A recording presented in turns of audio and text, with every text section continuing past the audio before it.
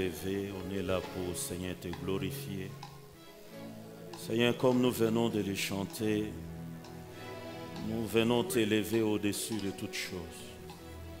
Nous venons t'élever, Seigneur, au-dessus de nos problèmes, au-dessus, Seigneur, de nos inquiétudes, au-dessus, Seigneur, de nos limites, au-dessus de nos souffrances, au-dessus, Seigneur, de nos questions sans réponse. Nous venons t'élever, Jésus. Seigneur Dieu, ta parole est en train de dire, lorsque le Fils de l'homme sera élevé, il attirera tous les regards. Plus nous t'élevons, Seigneur Jésus, plus, Seigneur, tu vas attirer les regards de tout ce qui nous dérange. Tu es Dieu. Avant toi, il n'y avait pas un autre Dieu comme toi. Tu n'as jamais été créé, mais tu es le Créateur qui a tout créé. En dehors de toi, il n'y a pas le temps, et après le toi, il n'y aura pas le temps, parce que toi-même, tu es le Dieu qui vit dans l'éternité. Le temps t'a trouvé. Seigneur, tu maîtrises le temps et tu gères le temps. Même le temps de notre bénédiction, c'est toi qui le connais. Le temps, Seigneur, qu'il nous faut pour changer les choses, c'est toi qui le connais. Accepte, Seigneur Dieu, que ce soir, que ton nom soit élevé, que ton nom soit glorifié et que ton nom soit exalté. Nous sommes fiers d'invoquer ton nom cet après-midi. Et Seigneur, tu nous as fait grâce de connaître le vrai nom, le nom qui est au-dessus de tout le nom, le nom qui est capable de sauver, de guérir, le nom, Seigneur, qui est capable de délivrer, le nom qui est capable d'introduire dans la grâce, le nom qui est capable, Seigneur, d'ôter les péchés du monde, le nom qui est capable, Seigneur Dieu, de faire secouer le monde des ténèbres, car la parole déclare, quiconque invoquera ce nom, il sera sauvé. Nous sommes bénis parce que dans le nom de Jésus, il y a le salut. Dans le nom de Jésus, il y a la délivrance. Dans le nom de Jésus, il y a le changement. Dans le nom de Jésus, il y a la transformation. Dans le nom de Jésus, il y a une nouvelle histoire. Dans le nom de Jésus, une nouvelle histoire commence. Avec Jésus, nous tournons la page de souffrance pour commencer un autre chapitre de gloire. Sois béni, Jésus. Sois élevé. Au nom de Jésus. Ensemble, nous disons Amen en acclamant Jésus.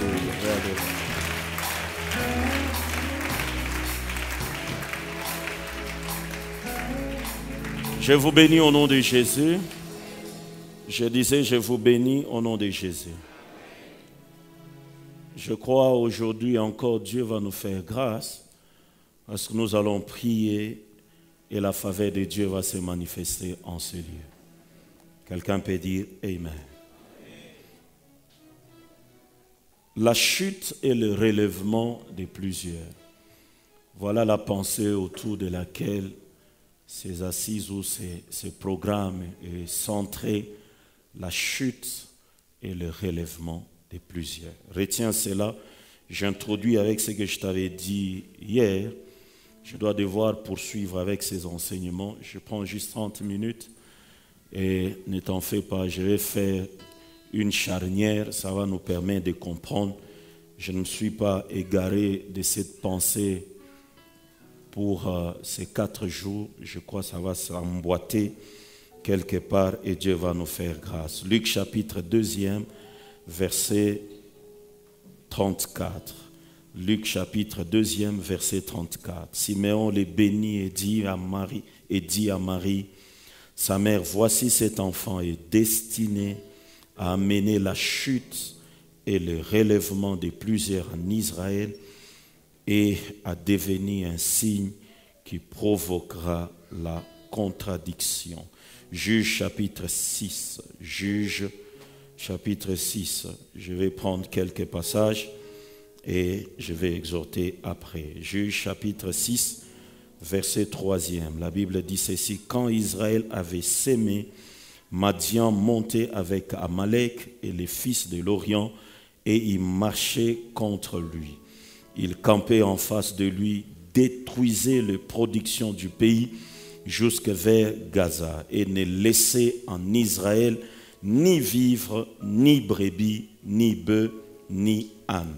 Car ils montaient avec leurs troupeaux et leurs tentes, ils arrivaient comme une multitude de sauterelles, ils étaient innombrables et leurs chameaux, et ils venaient dans les pays pour les ravager. Verset 6, Israël fut très malheureux, retiens cela, Israël fut très malheureux à cause des Madians, et les enfants d'Israël crièrent à l'Éternel. Lorsque les enfants d'Israël crièrent à l'Éternel au sujet des Madians, l'Éternel envoya un prophète aux enfants d'Israël. Il leur dit, ainsi parle l'Éternel, et je vais jusqu'au verset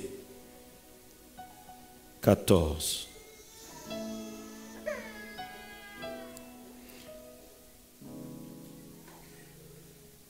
Verset 19. Gédéon entra, prépara un chèvreau et fit avec un épha de farine des pains sans levain. Il mit la chair dans un panier et les jus dans un pot. Le lui apporta sous les térébinthes et les présenta. L'ange de l'Éternel lui dit, prends la chair et le pain sans levain, pose-les sur ces rochers et répands les jus. Et il fit ainsi. L'ange de l'Éternel avança à l'extrémité du bâton qu'il avait à la main et toucha la chair et le pain sans levain. Alors il s'éleva du rocher un feu qui consuma la chair et le pain sans levain, et l'ange de l'Éternel disparut. Verset 24. Gédéon bâtit là un autel à l'Éternel et lui donna pour nom l'Éternel paix. Il existe encore aujourd'hui à Ophra, qui appartenait à la famille d'Abiézer. Verset 25. Dans la même nuit, l'Éternel dit à Gédéon, prends le jeune taureau de ton père et un second taureau de 7 ans, renverse l'autel de Baal qui est à ton père et abat les pieds sacrés qui est dessus. Tu bâtiras ensuite et tu disposeras sur le haut de ces rochers un autel à l'Éternel ton Dieu. Tu prendras le second taureau et tu offriras un holocauste avec le bois de l'idole que tu auras abattu. Seigneur, je te bénis. Merci pour ce moment. Je te bénis parce que ces enseignements sont en train de transformer des vies. Seigneur Dieu, nous demandons pardon parce qu'il y a des choses qu'il fallait faire depuis longtemps. Seigneur Dieu, faute, Seigneur, de connaissances, ça nous a pris beaucoup de temps, ça nous a, Seigneur Dieu, rattrapé. Et aujourd'hui, nous voulons réparer, nous voulons remettre les choses en ordre, afin que, Seigneur Dieu, ce que tu parles, ce que tu dis par rapport à la bénédiction se concrétise. Bénis tout celui qui va écouter ces enseignements. Au nom de Jésus, Amen. Alléluia. Je commençais à parler depuis un temps des dieux et les offrandes. Je vous ai parlé de beaucoup de choses sur les offrandes. Quelle était la pensée et l'objectif de Dieu par rapport à ces enseignements? Dieu veut simplement et il voulait transformer les finances de plusieurs et il voulait nous amener dans une autre dimension financière. Maintenant, ce que vous devez retenir est que Dieu a écouté nos prières, il continue à les écouter, mais Dieu voulait qu'on fasse au-delà de la prière ce qu'il faut faire pour que la bénédiction, les promesses se concrétisent. La prière n'est pas suffisante, je l'ai dit, je souligne cela, la prière n'est pas suffisante pour régler certaines questions de vos vies, de nos vies, mais au-delà de la prière, il y a des choses qu'il faut faire, il y a des actes qu'il faut poser, il y a des recommandations qu'il faut appliquer, obéir, afin qu'il y ait la concrétisation de ce que Dieu attend de son peuple. J'ai béni Dieu, j'ai vu des réactions quand j'ai parlé de la dîme. La fois dernière, je vous ai enseigné sur la dîme. Je vous ai parlé sur beaucoup de points. Ce que Dieu désire, ce n'est pas simplement que vous écoutiez ces enseignements, mais que vous le mettiez aussi en pratique. La parole de Dieu déclare, ne vous bornez pas à écouter la parole, mais il faut la mettre en pratique. Toute parole de Dieu commence à produire des effets dans la vie de quelqu'un, pas au moment où tu écoutes cette parole, mais quand tu commences à appliquer cette parole dans ta vie, c'est alors que tu verras les retombées, les conséquences de la parole. Quelqu'un peut dire Amen. Toute parole de Dieu produit les effets, pas quand on l'écoute, mais quand on commence à y travailler, quand on commence à la mettre en pratique. C'est ça le principe de Dieu. Je répète encore, peut-être cela va décevoir quelqu'un, la prière ne va pas résoudre toutes les questions de ta vie, mais il y a d'autres questions qui seront résolues par les principes que je vous donne par rapport aux dîmes. Je disais qu'il y a beaucoup de voleurs au milieu de nous. Arrangez cela, payez votre dîme. L'unique offrande mystérieuse, c'est l'offrande qu'on appelle la dîme. Cela veut dire quoi? Nous avons vu la fois dernière, lorsque Abraham avait payé sa dîme, cela a eu des conséquences sur 3 générations après. Cela a affecté Lévi. Lévi n'était pas l'enfant direct d'Abraham, mais la parole de Dieu nous renseigne ceci. Abraham, quand il payait cette dîme, il le faisait aussi pour Lévi.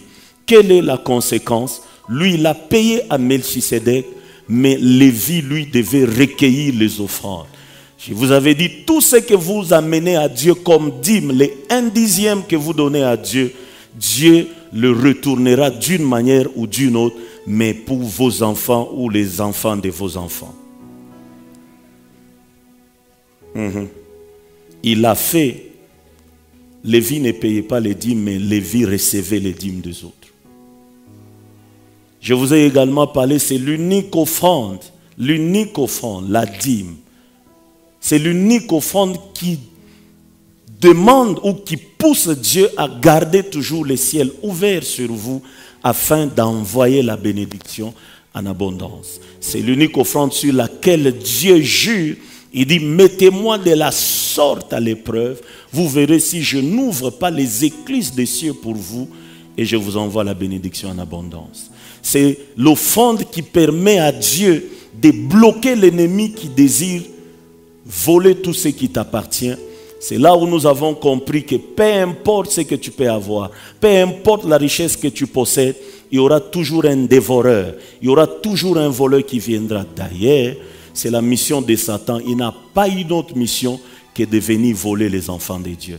Mais toutes les fois que tu donnes ta dîme, toutes les fois que tu prends les 1/10, tu remets ça entre les mains de Dieu, eh bien, Dieu lui s'occupe de ces dévoreurs. Je vous ai également dit, la dîme pour beaucoup, parce que vous ne le saviez pas, c'est la partie malédiction que vous ôtez sur vos avoirs, que vous ne pouvez pas consommer, mais Dieu lui est capable de prendre ça parce que il est Dieu saint. C'est la malédiction que vous enlevez sur vos avoirs, sur vos revenus, afin que la partie bénie vous profite et que vous bénisse encore davantage. Amen. Alors aujourd'hui, je vais aller vite. C'est ce que j'ai dit autrefois. Et je vous ai donné les cas pratiques. On ne divise pas une dîme. On dit 1/10.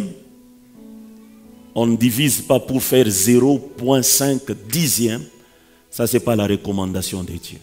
Nous avons vu, parole à l'appui, la Bible déclare, tout celui qui a utilisé ces dîmes pour d'autres fins, vous allez payer avec pénalité, parce que la parole de Dieu déclare, vous allez payer les 5/10 de tout ce que vous avez dépensé comme dîme.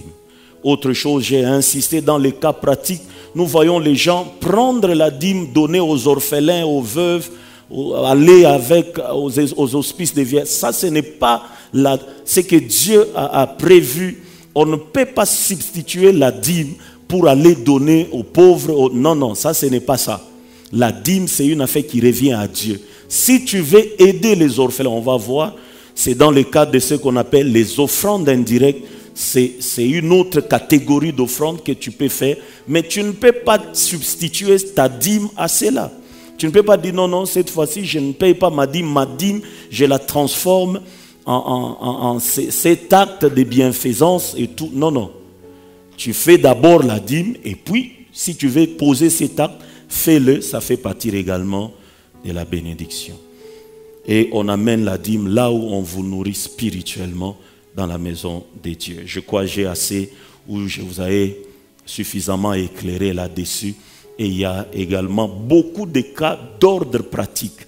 J'ouvre également une autre rubrique en vous disant, ne vous gênez pas si vous avez des questions jusque-là qui vous compliquent, ou vous avez des zones d'ombre par rapport à une question ou une autre liée à la dîme. On est là, vous pouvez venir, on peut vous éclairer en s'appuyant sur la parole de Dieu. Et je crois, vous verrez réellement Dieu vous aider et Dieu visiter votre vie. Quelqu'un peut dire Amen. Alors aujourd'hui, je vais, dans peu de temps, je ne saurais pas terminer cela, je reviendrai. Pourquoi? Parce que c'est un enseignement qui doit être beaucoup plus pratique. Je vous ai parlé des prémices, je vous ai parlé des dîmes. Aujourd'hui, je vais vous parler de la troisième offrande directe qu'on appelle offrande sacrificielle. Offrande sacrificielle. On peut également l'appeler holocauste. On peut également l'appeler dans des termes simples que vous connaissez, élever un autel. Élever un autel. Je viens d'aborder le passage. J'ai dit élever un autel, ou tu peux écrire également l'autel. Donc, c'est dans des termes simples, mais dans des termes pratiques ou des termes techniques, on appelle ça offrande sacrificielle ou holocauste. Nous avons parlé des prémices, j'ai parlé de la dîme, et aujourd'hui je vais parler de ça. Je vais juste introduire parce qu'on n'a pas assez de temps. Alors, il y avait beaucoup de sortes d'offrandes en Israël. Même dans la loi mosaïque, Dieu a institué beaucoup d'offrandes. Il y a juste une typologie d'offrandes instituée par Dieu. Chaque offrande a sa particularité. Chaque offrande joue un rôle. Chaque offrande n'est pas plus importante que l'autre, mais chaque offrande est particulière. Et si on doit appliquer la parole de Dieu, chaque offrande a une place dans la vie d'un enfant de Dieu. Il y a des moments où vous êtes obligé de dire, la dîme c'est une taxe. Tu ne peux pas vouloir ne pas payer une taxe. Tu dois payer, c'est un impôt. Et quand on te taxe, quand les services de taxation te taxent, je t'avais donné un exemple, quand tu vas payer quelque chose dans différents shops, je ne sais pas, chez Psaro, directement dans ce que tu vas payer, comment le shop prélève une taxe directement. Tu vas voir au bas de ta facture, c'est écrit TVA, on prélève déjà. C'est-à-dire, même chez Dieu, ça se passe comme ça. On ne discute pas avec Dieu que tu le veilles ou pas, ou je vais payer ou pas. Non, tu es obligé. Écoute-moi, tu es obligé de payer ta dîme. Alors, il y a une question qui me vient. Un homme, en fait, un frère m'a posé cette question. Je crois toi aussi, tu as toujours cette question. Il m'a dit, pasteur, toutes les fois que je paye ma dîme, j'ai comme l'impression que les choses n'évoluent plus. Le mois où je ne paye pas, ça avance. Mais quand je paye, je sens le blocage. Alors moi je dis, qu'est-ce que tu veux insinuer par là? Donc pour toi, ce qui est préférable, de ne pas payer pour que les choses évoluent. Alors je lui ai ramené, j'ai dit, la dîme est instituée par Dieu, oui ou non? Il a dit, oui, la dîme est instituée par Dieu. Alors je lui ai dit, dis-moi, comment tu peux comprendre ou déterminer ou expliquer cela, que le principe de Dieu, que la recommandation de Dieu ne te bénisse pas, mais t'amène encore de problèmes? Alors j'ai dit, ça n'a pas de sens. Sauf qu'aujourd'hui, le diable fait simplement te pousser à ne pas payer la dîme parce que ça va te rattraper tôt ou tard.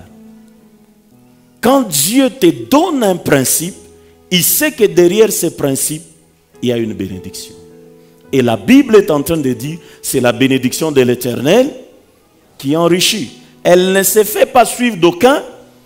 Alors, toutes les fois que tu appliques les principes de Dieu, même si tu ne vas pas le retomber aujourd'hui, sache que dans ta réserve spirituelle, il y a toujours un trésor. Dieu, d'un moment ou un autre, Dieu sait comment il viendra pour bénir par rapport à cela. Alléluia. La loi de Dieu n'est pas discutable. La loi de Dieu, on doit l'obéir et on doit l'appliquer. Moi, je dis ça, c'est une recommandation. La recommandation de Dieu ne peut pas nous détruire, mais la recommandation de Dieu, c'est une grande bénédiction. Alors, toi qui es là aussi, si tu es dans le même cas, mets en tête une chose, c'est que Dieu a institué, c'est une bénédiction. La dîme, c'est un principe de Dieu. Par ailleurs, ça ne peut pas t'amener le problème, mais la dîme est là pour bénir ta vie. La Bible déclare, mettez-moi des sortes à l'épreuve, vous verrez si je n'ouvre pas les écluses des cieux et vous envoyez la bénédiction en abondance. Ça, c'est un principe. Les restes, il y a beaucoup d'exemples dans la parole de Dieu. Alors, je vous parle aujourd'hui de l'Holocauste. Le terme aujourd'hui est un peu pas praticable aujourd'hui parce que c'est un peu trop biblique. Mais ce que vous connaissez, c'est l'offrande que vous appelez autel. Élever un autel à Dieu.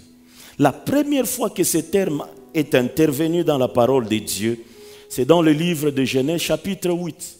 La Bible est en train de dire, lorsque Noé quitta l'arche après les déluges, Noé, quand il va quitter l'arche, écoute-moi bien, Noé va élever un autel à Dieu, écoute-moi très bien. Et sur l'autel, Noé va prendre les animaux purs qui étaient entrés avec lui dans l'arche et Noé va offrir ça à Dieu. Et la parole de Dieu renseigne que quand Dieu senta l'odeur agréable de ces sacrifices, Dieu déclare des paroles. Quelle est la sentence de Dieu? Dieu, à partir de ce moment, il dit, je ne vais plus détruire la terre par les eaux. Qu'est-ce que Noé a mis sur l'autel? Il a déposé ce qui était pur, lisez la Bible, et c'était une offrande qui faisait couler le sang que Dieu avait agréé. Plus loin, nous voyons encore quelqu'un poser le même acte, donner à Dieu cette offrande. Je suis dans le livre de Genèse chapitre 12. C'est Abraham. L'unique fils qu'il avait, c'était Isaac. Et Dieu lui demande l'unique fils. Cette fois-là, c'est Dieu qui oblige à Noé de lui faire une offrande, pardon, Abraham, de lui faire une offrande à un endroit précis que Dieu avait choisi, c'était à Mont Morija. C'est là où, vous lisez la Bible, Abraham va élever un autel et il va lier Isaac, il va ligoter son enfant et il va le poser sur l'autel qu'il avait préparé au point de le sacrifier pour Dieu. Noé, écoute-moi bien, il l'a fait certainement poussé par l'esprit, mais ce n'est pas Dieu qui lui avait demandé. Mais ici, Abraham, c'est Dieu qui lui a obligé. J'introduis juste. C'est une offrande que Dieu exige pour certains, dans certaines situations, mais c'est également une offrande qui doit être donnée à Dieu volontairement dans d'autres situations. Contrairement à la dîme qui est une obligation, mais l'autel, il y a des situations où Dieu t'oblige d'élever un autel, donc de lui donner une offrande, mais il y a des moments où tu sens, je vais m'expliquer, que là, il faut élever un autel. Quand est-ce que Dieu a exigé également cela? Je viens de lire l'histoire de Gédéon. C'est Dieu qui lui a dit, élève-moi un autel. Élève-moi un autel. Mais quand Dieu lui a demandé d'élever un autel, précédemment, Gédéon a élevé un autre autel volontairement que Dieu ne lui a pas exigé. Et l'autel qu'il a élevé, Dieu l'avait agréé. Amen. Amen. C'est aussi une sorte d'offrande que Dieu exige et Dieu agrée. Quelle est la particularité? Parmi toutes les offrandes, écoute-moi bien, parmi toutes les offrandes, l'offrande la plus chère, la plus coûteuse, la plus considérée, c'est élever un autel. C'est élever un autel. Regardez la valeur de l'autel qu'Abraham a élevé, c'était son fils unique. C'est-à-dire, il a donné de tout ce qui était cher pour lui. La chose qu'il a obtenue après beaucoup d'épreuves, après un long moment d'attente, c'est ce que Dieu lui a demandé. Ce n'était que l'homme des choses à venir. Retiens cela. L'autel n'est pas ce que vous faites. J'ai vu à un certain moment, élevons l'autel, les gens le font avec 1000 francs et tout. Ça, c'est un autel que Dieu n'agrée jamais. Écoute ceci, l'autel, c'est une offrande chère qui va t'écouter. Une offrande trop chère. Ça, c'est un dédé. Il y avait des sortes d'offrandes en Israël, dans la loi mosaïque. L'offrande qui exigeait le coulement des sangs et l'offrande qui n'exigeait pas le coulement des sangs, mais c'était l'offrande qui exigeait la farine et également les parfums. Mais lisez la Bible, l'Holocauste, c'est une offrande qui n'exigeait que le coulement des sangs. Quelqu'un peut dire amen. L'offrande, c'est le taureau, c'est les veaux qu'on donnait à Dieu. Et quand on parle de l'Holocauste, c'est-à-dire c'était une offrande qui devait être consumée totalement par le feu. Rien n'allait pas rester consumé totalement. Pour dire il n'y avait pas la part pour qui que ce soit. C'était une offrande de Dieu. Est-ce que je parle à quelqu'un? Je ne t'entends pas et je suis en train de bénir quelqu'un. Des fois tu élèves les autels mais tu ne comprends pas la signification. Je t'avais dit autrefois, je viendrai t'expliquer et cela va te bénir. C'est l'offrande la plus chère et la plus coûteuse. Regardez pourquoi est-ce qu'elle est la plus coûteuse. La Bible déclare, Dieu a dit à Noé d'amener dans l'arche l'espèce pure. Et écoute-moi bien, après le déluge, Dieu a exterminé tous les autres animaux qui étaient sur la surface de la terre. Il n'y avait que l'espèce qui était entrée avec Noé dans l'arche qui était restée. Donc pour dire qu'il n'y avait que cette espèce. Mais quand Noé veut élever un autel, il prend tout ce qui était resté. Tout ce qui était resté, et puis il vient donner à Dieu. Donc après cette espèce, il n'y avait plus rien. L'autel, c'est une offrande. Quand tu donnes à Dieu toi-même, tu te retrouves n'ayant plus rien. Tu donnes à Dieu tout, mais pour un objectif que je vais déterminer. Les petites choses que tu as fait, ça ne peut jamais être un autel. Jamais. Et au retour, quand Noé a donné cette espèce, Dieu lui-même s'est occupé de recréer d'autres espèces. Alléluia. Ah oui, je suis dans la parole de Dieu. C'est-à-dire, il est entré avec des paires de bœufs, des chevaux et tout. Quand il a pris ça, il n'y en avait plus rien. Parce que les déluge avaient tout détruit.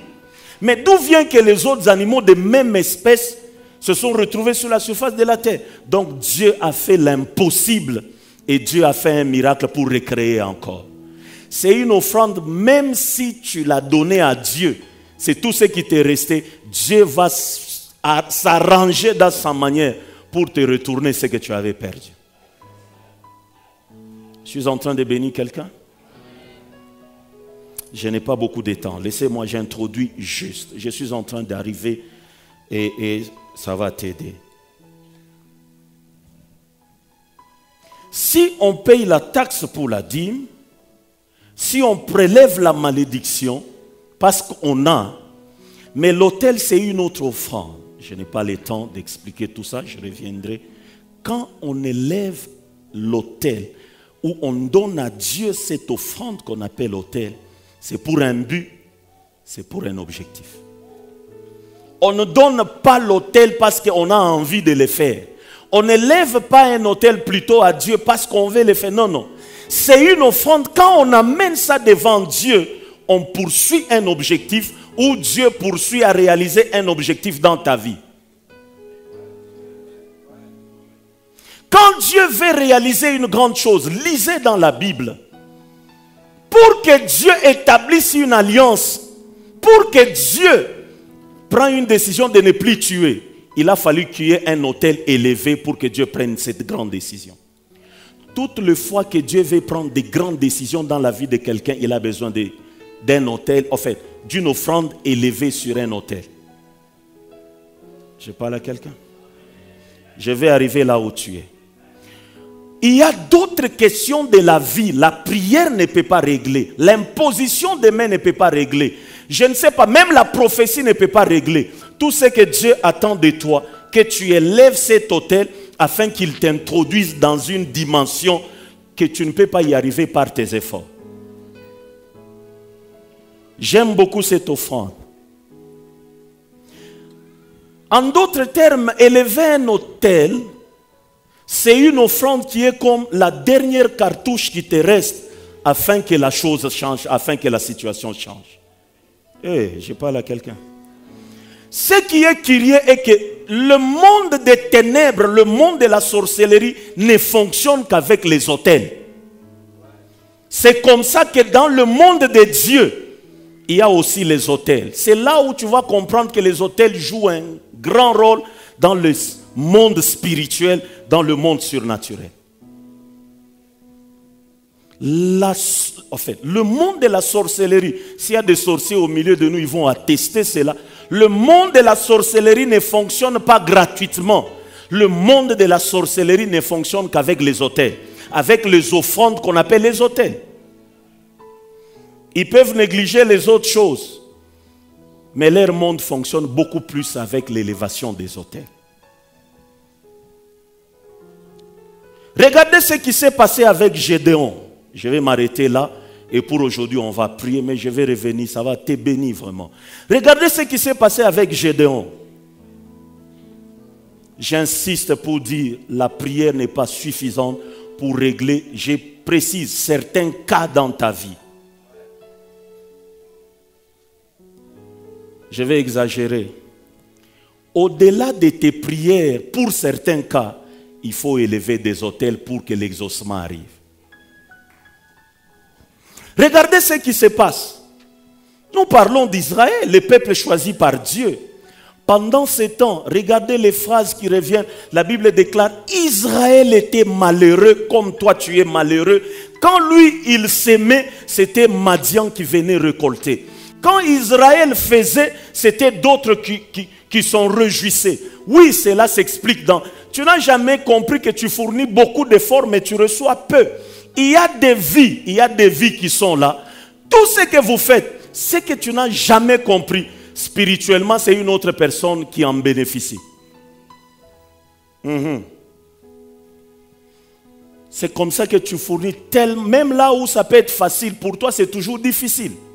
C'est le cas d'Israël. Lui, il s'aimait, mais c'est Madian qui venait récolter. Oh, et quand on commence à analyser cela, c'était quoi le problème? Il y avait un combat d'ordre spirituel. Il y avait un niveau spirituel qu'Israël ne maîtrisait pas, mais l'autre côté avait maîtrisé cela. Il y a également une dimension que toi tu n'as pas maîtrisée. Tout ce que tu sais, c'est faire la prière, mais dans le camp de tes ennemis, ont déjà maîtrisé ça. Ils appliquent cela. C'est comme ça que tu es en train d'échouer encore et encore, et ils remontent et ils réussissent toujours.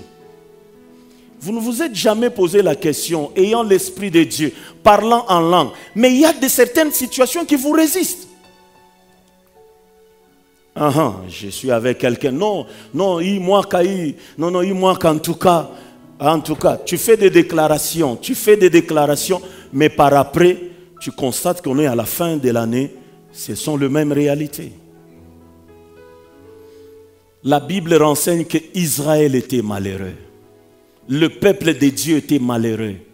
Le peuple élu de Dieu était malheureux. Et quand Israël a crié, comme tu cries aussi, ce n'était pas aussi suffisant. La Bible déclare, Israël a crié, Dieu a écouté, mais pour qu'il y ait exaucement, il a fallu qu'il y ait l'application d'un principe dont je suis en train de t'enseigner aujourd'hui. Israël a crié. La réponse n'est pas venue immédiatement. Dieu ne s'est pas occupé des Madianites immédiatement. Alors Dieu s'est choisi quelqu'un, comme il a fait de toi par rapport à ta famille, et il y a eu une discussion. Oh, il y a ceci. Ce que Gédéon disait, il rappelait à Dieu les promesses et tout, malgré que tu as dit, nos parents nous ont dit, mais on ne voit rien. Et Dieu voulait dire à Gédéon, il y a quelque chose que tu ne comprends pas. Et la première chose, Dieu appelle Gédéon vaillant héros. Les vaillants héros se retrouvent en train de battre les blés pour cacher un peu des petites choses, parce qu'il était un héros mais qui était dominé ou sous la domination de notre peuple.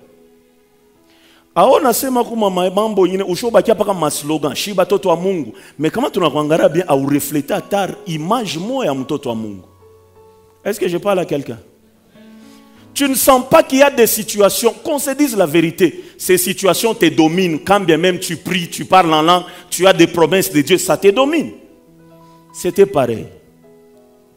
Frère, il y a un principe biblique de Dieu. Lorsque tu ne sais pas appliquer cela, tu risques d'aller dans la tombe avec tes promesses, tu risques de prier, changer une église après une autre, mais la situation demeure ainsi. Je suis venu pour que la puissance de Dieu libère la vie de quelqu'un au nom de Jésus. Je n'ai pas entendu ton amen. Même quand je parle, il y a un mouvement que Dieu est en train d'opérer au milieu de nous. J'ai dit que la puissance de Dieu délivre la vie de quelqu'un au nom de Jésus. J'aimerais te dire, il y a un temps pour toutes choses. L'information que Gédéon n'avait pas, que l'ange est venu lui apporter, c'est l'information que je te donne aussi. Mon peuple n'est pas détruit parce que le peuple ne prie pas beaucoup, parce que le peuple vient d'une famille pauvre. Non. Tout ce qui entraîne la destruction dans ta vie, c'est la connaissance. Lorsque tu découvres, la délivrance entre dans ta vie. Alléluia. Et quand Gédéon se regarde, il dit, moi vaillant héros en train de vivre ça. Je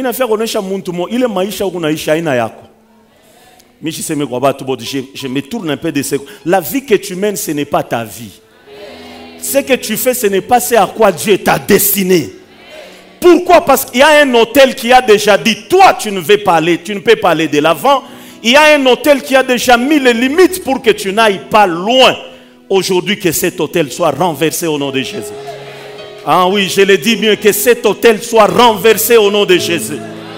Vaillant héros, quand Dieu te regarde, il ne te regarde pas par rapport à ta réalité, mais il te regarde par rapport à l'appel qu'il avait déjà placé sur toi. Quand Dieu te regarde, il ne te regarde pas par rapport à ta situation. Mais quand Dieu regarde, il dit, mais où ma exploit? Frère, il peut y avoir un hôtel qui retient toute ta destinée. Si tu ne comprends pas qu'il faut renverser cet hôtel, tu vas multiplier le nombre de prophéties. D'ailleurs, pendant ce temps, tu commences même à te fâcher quand on te prophétise. Mais simplement parce que tu ne comprends pas qu'il y a quelque chose qui te retient. J'aimerais encourager quelqu'un, il y a un temps pour toutes choses. J'ai dit il y a un temps pour toutes choses. Même pour Israël, il y a un temps pour toutes choses. Maombi yako yale oifike. Oh, je disais que ta prière d'aujourd'hui monte auprès de Dieu. Par ta prière d'aujourd'hui, que le Seigneur envoie un ange. Que cet ange te révèle ce que tu dois faire afin que ta délivrance arrive. Qui me dit Amen, reçois au nom de Jésus. Vaillant héros, comment tu peux être un vaillant mais subissant la torture de l'autre? Comment tu peux être un vaillant? Tu ne peux pas même relever la tête. Il y a beaucoup de vaillants ici détruits, des vaillants qui sont dans l'ombre alors que Dieu les attend dans les exploits. Combien de vaillants au milieu de nous sont assujettis par certaines réalités spirituelles? Gédéon. Mais le problème de Gédéon, c'était quoi? Je vais vite, j'étais terminé par là. quand Gédéon va élever un autel, est-ce que tu sais que la délivrance d'Israël pendant ces temps était liée à une chose, élever un autel? C'est tout. Eh, je parle à quelqu'un. La malédiction qui s'abattait sur Israël était posée sur une chose, l'autel qu'on avait élevé. Pendant ces temps, les ennemis d'Israël avaient élevé spirituellement un autel. Et pendant ces temps, sur l'autel de Dieu pour Israël, il n'y avait rien. C'est comme ça que Dieu vient remettre les choses en ordre. Il dit à Gédéon, comme tu viens de m'élever un autel, d'abord, ça ce n'est pas pour ton peuple, c'est pour toi. Tu comprends quelque chose. Maintenant, je vais te donner la force pour que tu libères aussi le peuple. J'ouvre une parenthèse. Ayez aussi l'habitude d'élever les autels pour vous-même. Je parle à quelqu'un. Frère, il faut que ça te fasse mal, il faut que ça te choque quand tu regardes ce que tu es et que tu regardes les promesses de Dieu. Tu as assez prié, tu as assez jeûné. Arrête maintenant, commence à élever les autels pour que tu deviennes ce que Dieu a dit que tu dois être. Alléluia. Le premier autel qu'il a élevé, c'était pour lui parce qu'il a parlé avec Dieu. Lisez la Bible. La Bible déclare, dans la même nuit, Dieu revient et il dit, maintenant, va dans la maison de ton père. Pour ton information, le père de Gédéon, c'était un sacrificateur madianite, c'est-à-dire les autels qu'ils élevaient, ils élevaient les autels pour un autre Dieu qu'on appelle Baal. Pendant ce temps, Dieu n'avait pas d'autel, mais Baal régnait. C'est comme ça qu'Israël était malheureux. Dans ta famille, il y a un autel qu'on avait élevé. Dieu ne s'est pas encore retrouvé. C'est comme ça que vous vivez les mêmes choses. Vous êtes toujours dans les mêmes situations parce que c'est toujours l'autel de Baal qui crie. Et Dieu lui dit, pour qu'il y ait changement de situation, il faut que l'autel sur lequel on donne les offrandes à Baal soit renversé et que tu m'élèves un autre autel. Moi, je connais la valeur d'un autel. Si tu le fais, non seulement ta famille sera délivrée, tout Israël sera délivré. Et je parle à quelqu'un. Et je parle à quelqu'un. Gédéon a élevé le premier autel pour lui. Le second autel, il a fallu qu'il renverse l'autel de Baal. Maintenant, écoute ceci. Les gens venaient chez Gédéon pour donner les offrandes pour Baal. Ce n'était pas n'importe quel. Chez Gédéon, l'autel qui existait, c'était l'autel où on élevait les holocaustes. Plus on les élevait, plus Baal dominait sur Israël. C'est comme ça qu'Israël était malheureux. C'est une offrande. L'autel, c'est une offrande qui combat également d'autres offrandes qui ont été élevées pour la destruction des enfants de Dieu. Bien-aimé, il n'y a rien pour rien dans le monde spirituel. Alléluia. J'ai dit même chez Satan,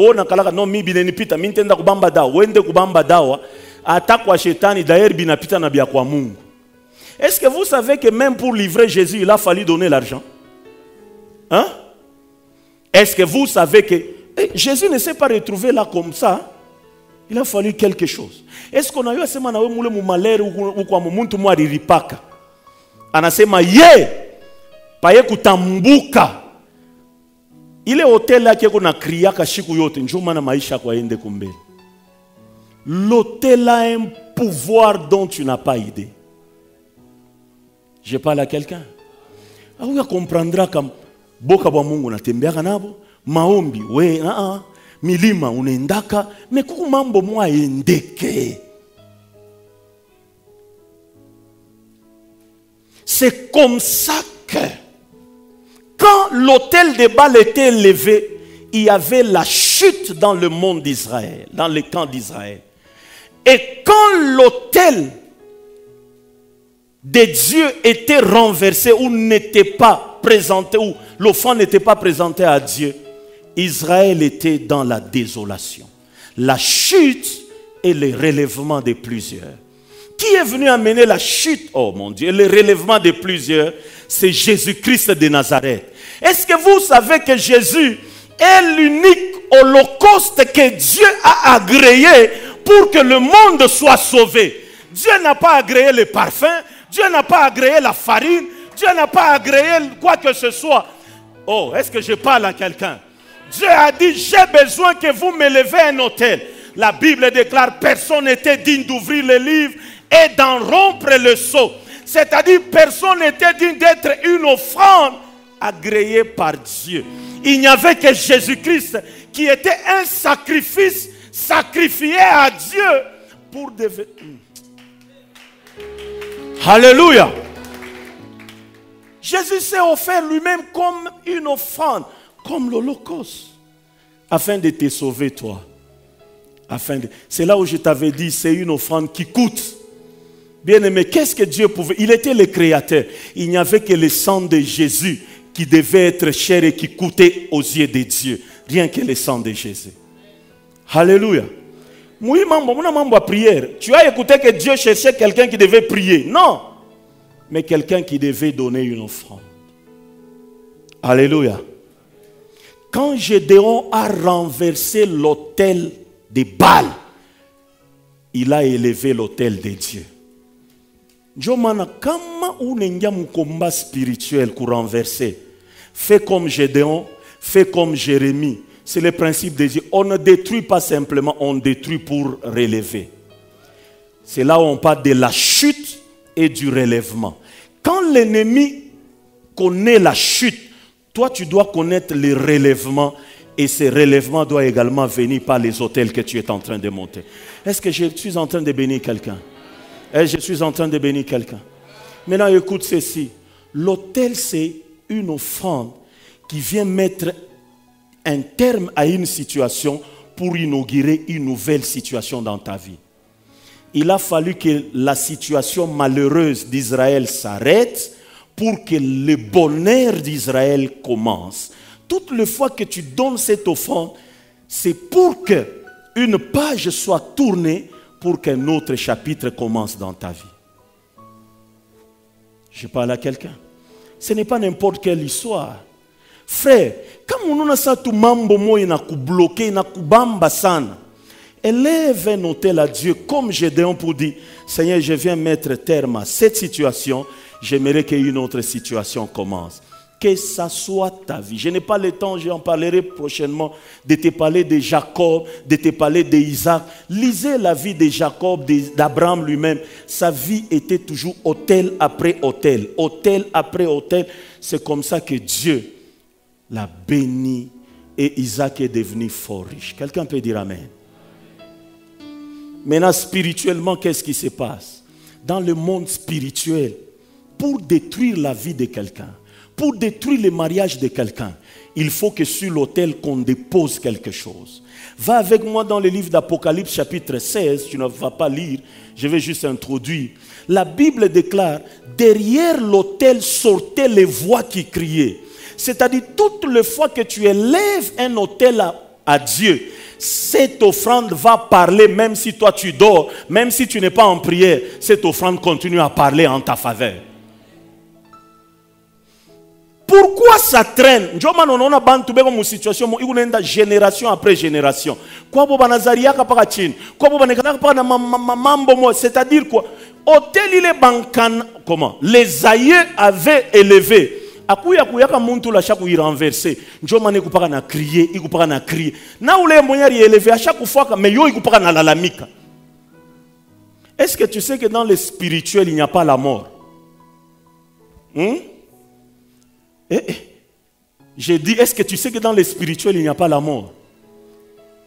Il y a seulement le changement, il y a la séparation, mais il n'y a pas la mort.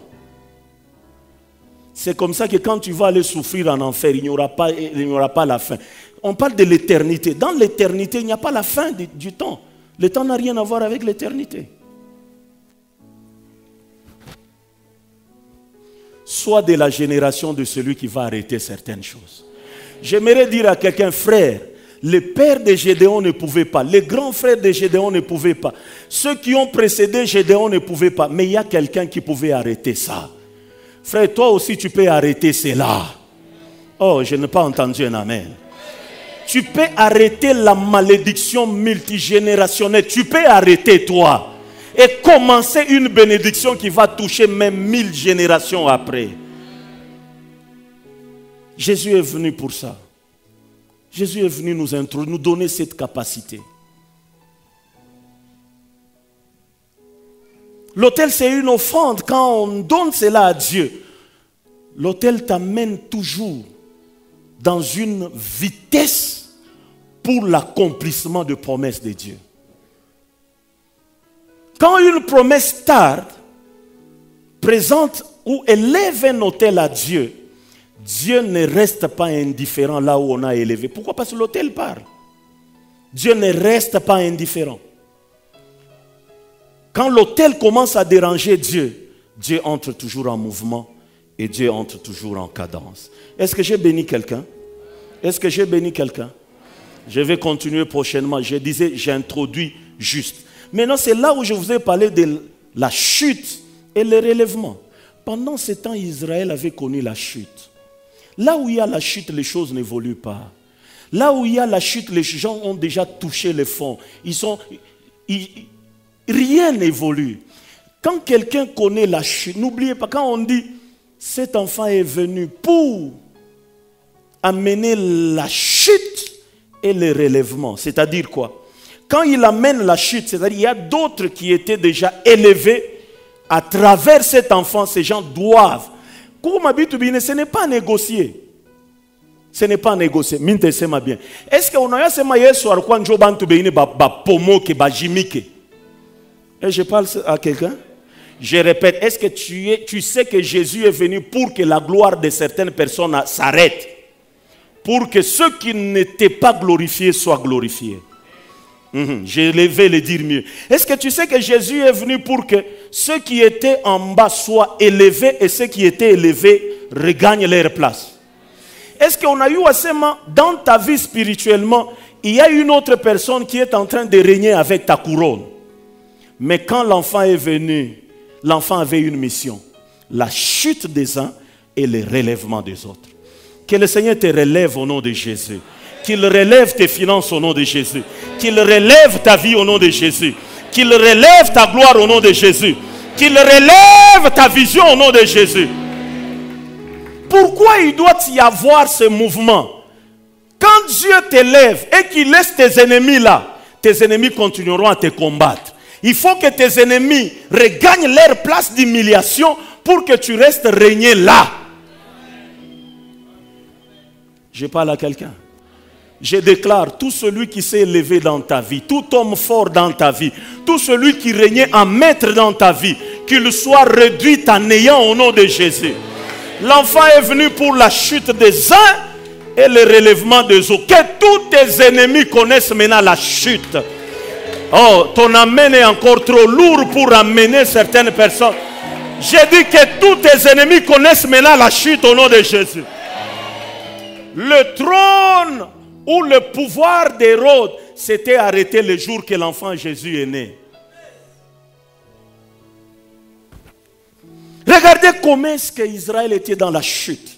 Pourquoi? Parce qu'il y avait des hôtels qui étaient élevés. Quand muntu mwari elevaka hôtel, we wangaike, we ukwepaka wa mateso, we ukwepaka leo na bamba kesho haitabamba, leo na bamba, leo naria kesho unacheka. Kama unacheka ni quelques minutes, mais kama unaria ni des semaines. Mais j'aime le relèvement de Dieu. Oh, alléluia. Kama Mungu anaanza kukurelever, kama nakuwekea esheli unapanda unafika kule kumbele, anaangalia anasema nono, soit tatezi kushuka, soit mtu mwingine atapanda, anatosha esheli. Mungu atoshe esheli, mtu c'est là où je dis, frère, quand Dieu commence à t'élever, sois posé, sois tranquille. Tu es monté sur ton échelle, Dieu s'est rassuré qu'une autre personne ne monte pas sur cette. Yangwa utapanda. Tu es dans ton couloir, je suis dans mon couloir. Mon élévation n'a rien à voir avec ce que toi tu penses. Quand Dieu commence à m'élever, il va s'arranger que personne d'autre ne monte. C'est là où, frère, tu es toi, je suis moi. Dans ton domaine, tu es toi, et dans mon domaine, je suis moi. Alléluia. Il est venu pour la chute des uns et le relèvement des autres.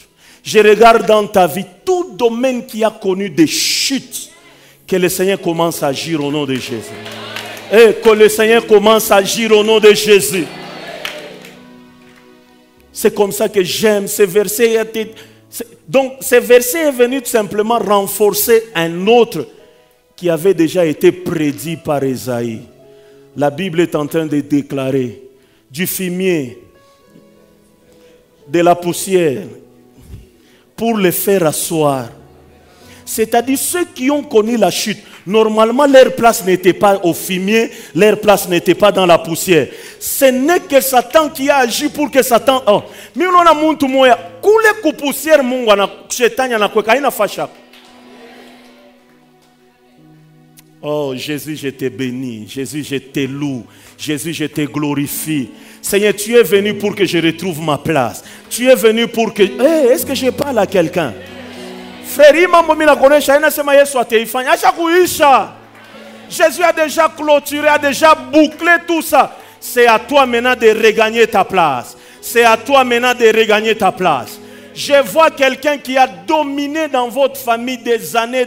Il a laissé même les ramifications. Il a laissé même les agents. La chute et le relèvement de plusieurs. La chute et le relèvement de plusieurs. Je déclare même tous les gouvernements qui travaillaient contre toi, qui est chute au nom de Jésus de Nazareth. On a eu dans un pays, si le régime veut changer, tout le système est appelé à disparaître. Mina sema système yote ya maisha yenu, ya kizazi yenu, yanze kuchanger au nom de Jésus. Yanze kuchanger au nom de Jésus. Est-ce qu'on peut prier maintenant? Est-ce que quelqu'un peut prier? Ni mambo mbiri chute na relèvement. Kuku mu domaine mu le faut Mungu akurelever. Wanze kusema amen mimi unakuongoza. Mimi nasema kuku ma domaine ile Mungu ifaa kurelever. Mu finance ifaa kurelever. Mu activité ifaa kurelever. Progéniture a kurelever. Ministère ifaa kurelever. Au sema amen. Hii ni kimya ya kusema woku. J'ai dit, il y a des domaines que Dieu, il faut que Dieu te relève. Même par rapport à l'intelligence que Dieu te relève. La Bible déclare, il renouvelle. Que toutes choses soient renouvelées dans ta vie. Minasema, que le Seigneur te renouvelle. Or, quand le Seigneur renouvelle, il restaure, il rétablit, il répare, il redonne,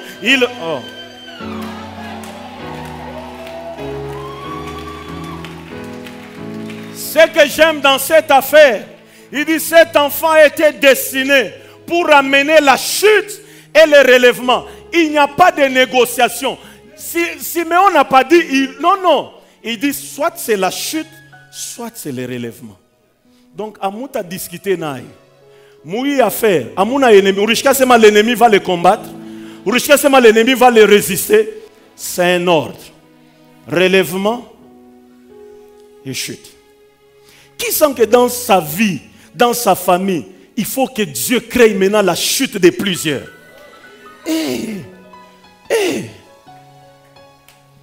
Mais qui sent que dans sa vie, dans sa famille, il faut qu'il y ait le relèvement.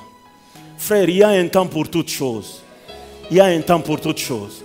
Je t'informe qu'on est au mois de juillet. L'année est en train petit à petit de s'étendre vers la fin. Il faut qu'il y ait le relèvement. Mambo haina kuririria, mambo ni Mungu areleve bitu bingine.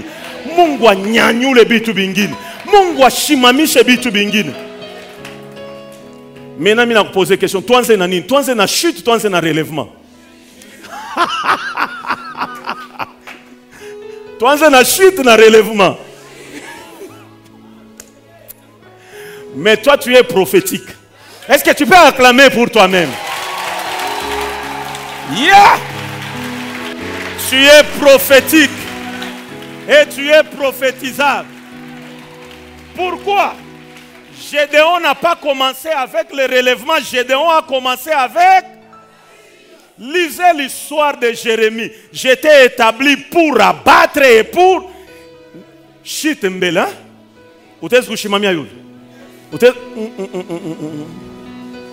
Léo. Kama na wewe uko hapa na wewe kumukanya wale batashite. Misho tabamba kunini? Hii shite banafia kukushite nayo hii. Alléluia. Kwabo kushikwa hata maparashita hakuna. Boba shite. verset pour eux, qu'ils soient comme une mêle comprend,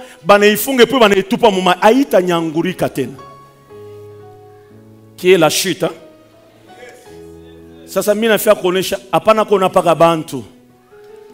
qui est aussi la chute de la maladie, qui est aussi la chute des sentiments de colère que tu as, qui est aussi la chute de l'incrédulité que tu as, qui est aussi la chute du péché que tu as, qui est aussi la chute du désordre que tu as. Donc tu dois toucher tous les domaines de ta vie. Mal à l'aise, il faut bichuter. On peut prier? Élève maintenant ta voix, prie au nom de Jésus. Oh, je te laisse le temps, je te laisse le temps. Wende tout pour l'épaule qui moya, amène la chute au nom de Jésus.